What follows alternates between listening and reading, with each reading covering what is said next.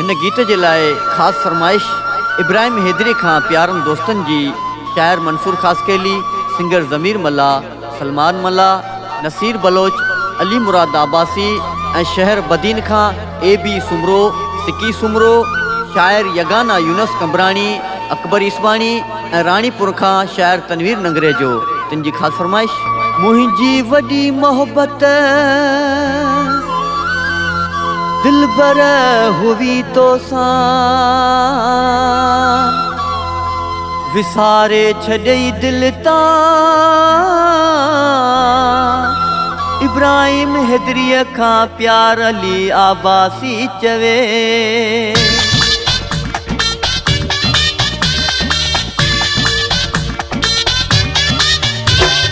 करे वाइदा निभाइण जा, करे वाइदा निभाइण जा, वेठे पिरी विसारे छा बस हुजई ओ प्यारा, वाइदा सगे न पारे छा बस हुजई ओ प्यारा, वाइदा सगे न पारे।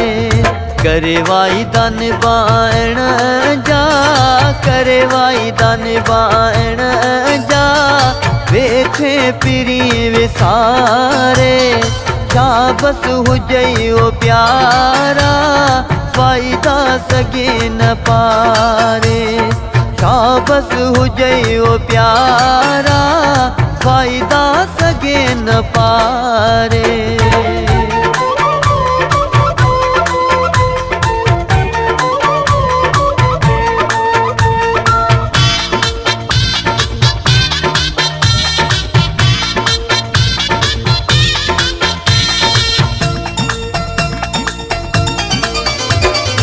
मूंखे चयो तो जानी, तुल दिल आहे दीवानी।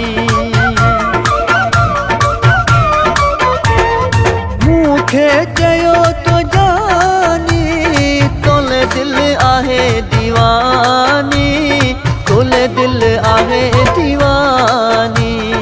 अॼु कीअं पंहिंजी दिल तां, अॼु कीअं पंहिंजी दिल तां छॾियो अथई उतारे, छा बस हुजई ओ प्यारा, वाइदा सगे न पारे, वेठे वञी विसारे।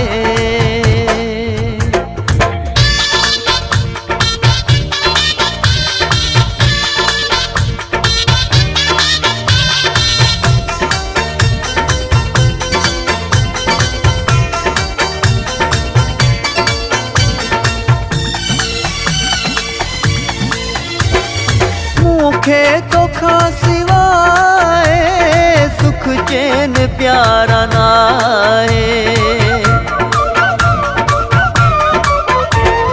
मूंखे तोखां सिवाए सुख चैन प्यारा नाहे, सुख चैन प्यारा नाहे।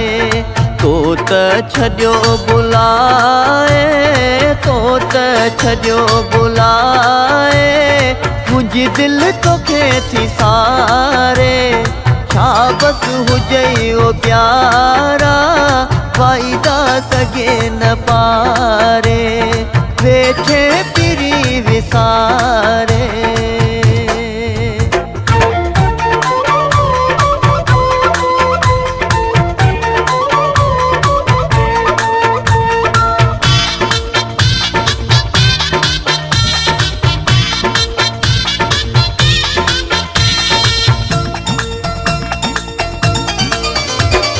सूर ॾाढा सठा मूं तुंहिंजे लाइ मिठा मूं,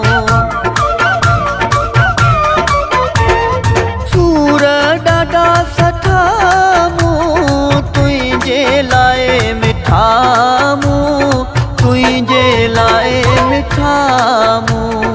गणती तुंहिंजी ओ प्यारा, गणती तुंहिंजी ओ प्यारा, मूंखे सजण थी ॻारे, छा बस हुजई ओ प्यारा, वाई दा सगे न पारे, वेठे पिरी विसारे।